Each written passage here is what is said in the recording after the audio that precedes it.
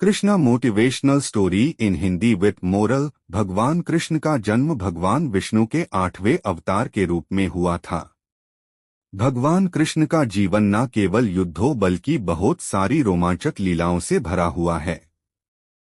भगवान कृष्ण की लीलाएं हमें सिखाती है कि सदा दूसरों की सेवा करनी चाहिए।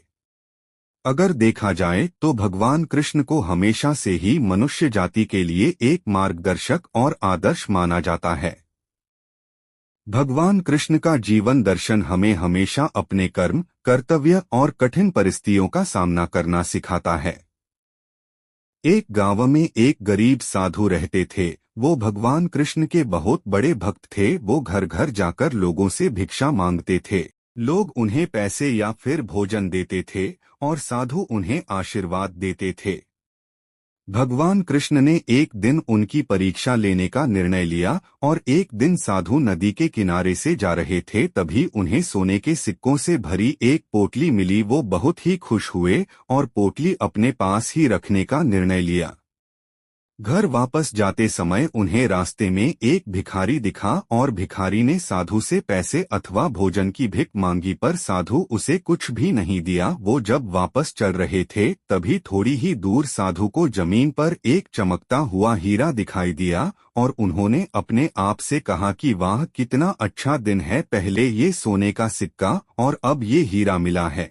साधु जैसे ही वह हीरा लेने के लिए नीचे झुके, एक चोर ने आकर उन पर छलांग लगाई और सोने के सिक्कों से भरी हुई पोटली खींचकर वहां से भाग गया। असल में वो हीरा सिर्फ एक कांच का टुकड़ा था जो चोर ने जानबूझकर साधु को वहां फंसाने के लिए वहां रखा था।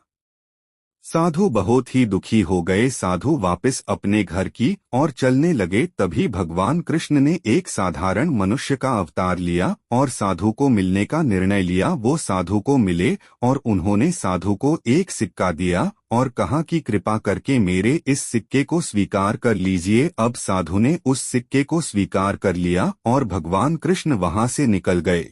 साधु को विचार आया, ये क्या है और इससे मैं क्या कर लूंगा, मुझे नहीं लगता ये सिक्का मेरे कोई काम आएगा। तब घर जाते समय साधु को रास्ते में एक मछुआरा मिला और मछुआरे के जाल में 2 मछलियां फंसी हुई थी।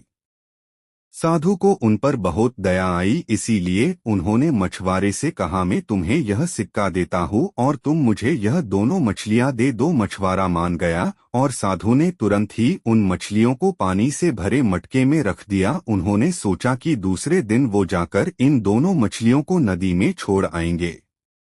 दूसरे दिन वो जब नदी में मछलियों को छोड़ने गए तब उन्होंने जो देखा तो वह एकदम चकित हो गए और नदी में 2 हीरे थे। वह देखकर साधु बहुत ही खुश हुए, पर समझ नहीं आया कि ये सब क्या हो रहा है। उन्होंने भगवान कृष्ण से प्रार्थना की और भगवान कृष्ण साक्षात साधु के सामने आए। तब साधु ने कृष्ण भगवान से कहा कि ये सब क्या हो रहा है।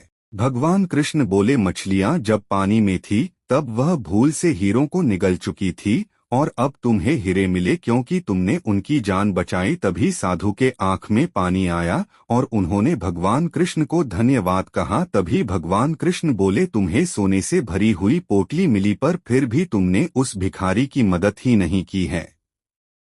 तुम्हारे उस हीरे के लालच में तुमने उस सोने के सिक्कों को भी खो दिया। हमेशा दूसरों की मदद करनी चाहिए और कभी भी लालच नहीं रखना चाहिए। तभी साधु ने भगवान कृष्ण को वचन दिया कि वह हमेशा दूसरों की मदद करेंगे और कभी भी लालची नहीं बनेंगे।